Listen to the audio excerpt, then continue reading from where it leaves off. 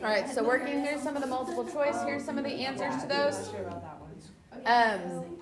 I think 18 is super interesting. Do we remember the definition of the derivative ones? Yeah, do we remember those? Okay, so check out 18. We haven't seen one of those in a while. They were on the online quizzes like everywhere for the first half of the year. But don't forget them. They come back. So 18, remember when it says ln of 4, that's the kind that you're thinking to yourself, well, we can't do the definition of the derivative when the x is a number. But we can think to ourselves, if it was an x, it would be ln of x. What would be the derivative of ln x? 1 over x. And then you plug your 4 back in, which is where we get our 1/4. Okay? How'd we do on 20? That's one of our inverse ones. Okay, I don't know why I cannot for the life of me figure out figuring out which one to plug in, like 0 to 1. Okay, so if this was me on this one, 1 is I would always set up that first. If you cannot set up the formula, you're dead in the water. Okay? So then, kind of in my little scratch work on the side, I say to myself, if I want to know f inverse at 1, I need to know what the y value is there. I don't know what that is, but I can know where is f of x equal to 1. Where has that been given to me? F of 0 is 1. So if f at 0 is 1, that tells me f inverse at 1 is 0. Oh, you also said most of the time, like where it says, what is the value of g prime? You're usually not using that. Yeah. Yeah. Or you are. You are. You're using that. That's why we have the 1 right there. But so that tells me that this entire part right here gets replaced with the number now 0. So then again, kind of scratch work off to the side. Now I'm looking for where f prime, what is f prime at 0? So first I need to find f prime, which required me using the chain rule, and then plugging in 0. Now I think a big thing that we could go wrong on, and notice that answer is here, is forgetting the 1 over. The 1 over is going to be really easy to forget in your formula, and a lot of people were doing it on their homework with this section. So just be careful with that. That answer will be there for you, typically. Okay? Okay. I'm going to flip to the back. We good here? All right. 22. I'll get you started on 22, and then you guys are going to work through the rest of this page here. If we want to know absolute maximum, bring back to mind, what does this mean for us to do? We need critical numbers. Okay, we need to be able to plug in critical numbers and typically endpoints, but they haven't given us endpoints on an interval. So let's just talk about critical numbers then. So in order to find critical numbers, what do we need to do? Find the derivative, set it equal to 0. What rule do you need to do to find the derivative? Quotient rule. You could bring up the x to the -1 and use a product rule. Also possible. Which one do you use? I honestly would probably use a quotient rule on this. So start there. Okay, so and I think I know why, but in this one, first off, what did we find for critical numbers? 0 and e. 0 and e. Are we all okay with 0 and e? E is from the top. So the top simplifies to 1 minus ln x. You're looking for where 1 minus ln x is equal to 0. And that is equal to 0 if you say ln x is equal to 1. And then you're switching it to exponential form. So I switched it to e to the first equals x. Or I just thought to myself, ln of what number equals 1? Also that. So I have my 2 critical numbers here. Now for absolute maxes, you have to plug those in to see which one is the absolute max, yes? What's the issue with plugging in 0? Bottom is 0, top is not even a number. You can't take the ln of 0. So the entire thing there for f of 0 is undefined. That is not going to be your absolute maximum value, obviously, because it's not a number. So then that means what I get from plugging in e is going to be my absolute max. When I plug in e to the original, it's ln of e over e. What is the ln of e? 1. So I get 1 over e. Oh, I don't know why I was not plugging it back in. All right. So after we got 24 there, if you're given a differential equation in 25, that means that's the derivative and you're supposed to integrate to solve. This is the ones that we have a plus c at the end and then plug in to find the c value. Wait, how did you know that we were doing the integral? Because it's dy dx and you want to know the solution to it. Anytime it says solution to the differential equation, this means integrate and solve for c. So if I integrate 2 sine x, what are we going to get? Negative 2 cosine x plus c. But now we're given y of pi is equal to 1. So that means if this is my y, I'm going to plug in pi for x. And that's going to be equal to 1. What is the cosine of pi? Negative 1, right? So that becomes positive 2. So 1 equals, not plus, equals 2 plus c. Therefore, my c is negative 1. So the answer that says negative 2 cosine x minus 1. That had nothing to do with what we're doing right now. Wait, what's the cosine Cosine of pi? at pi is negative 1. All right. And then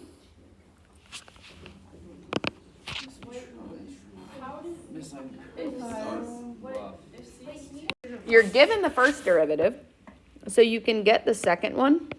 Oh wait, this is just where you plug in the Mm-hmm.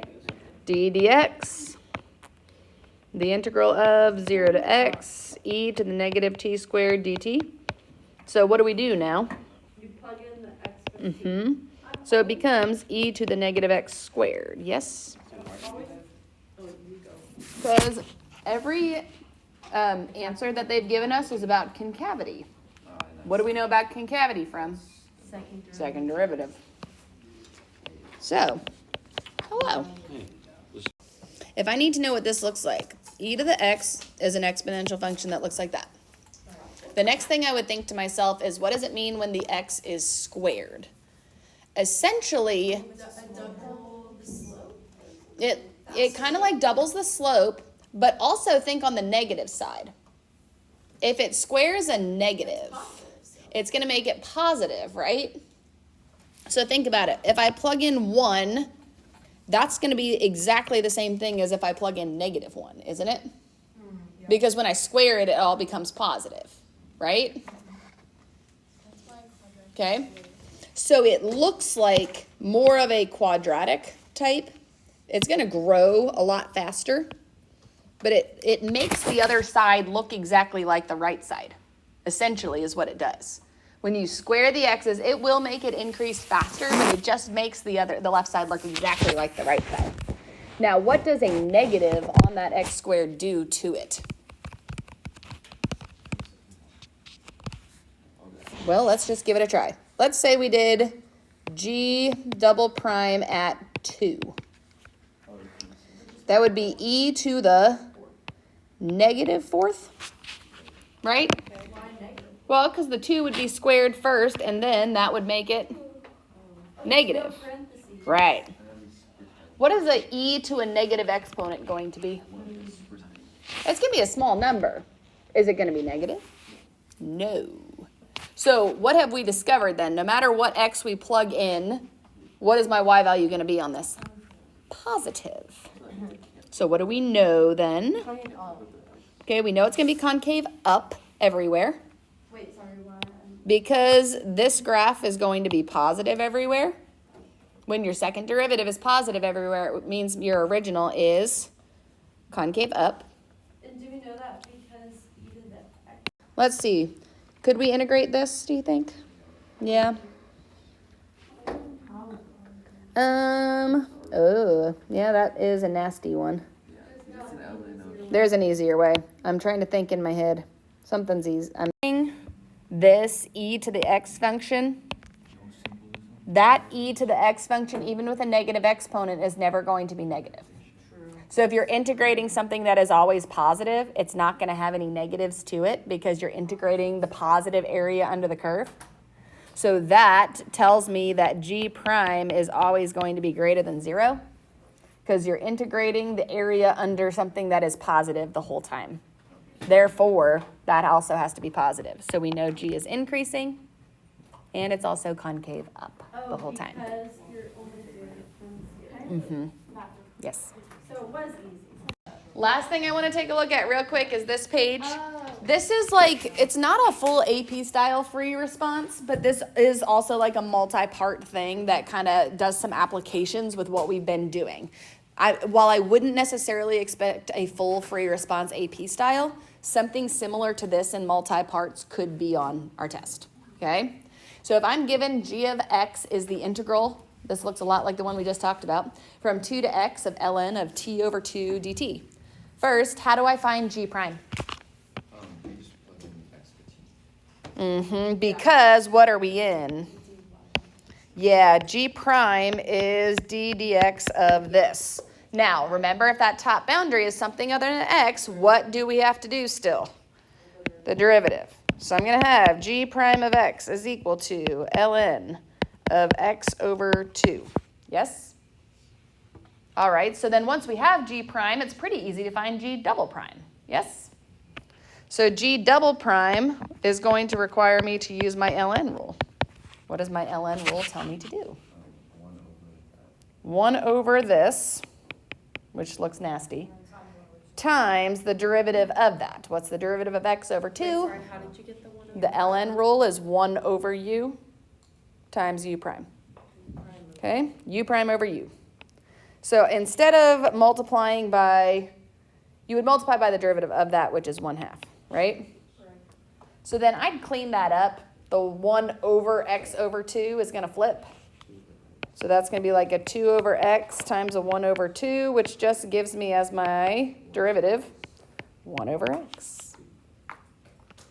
So then if I want to determine the concavity of g of x at x equals 4, what are we doing? Oh, doing the line? We don't have to do the whole line because they've given us the x equals, but it's essentially you're just saying g double prime at 4. G double prime at 4 would just be 1 over 4. Because that is a positive number, what does that tell me? It is concave up. And you would make your statement about that. G of x is concave up at x equals 4. Because, and you would specifically say g double prime at 4 is greater than 0 or positive.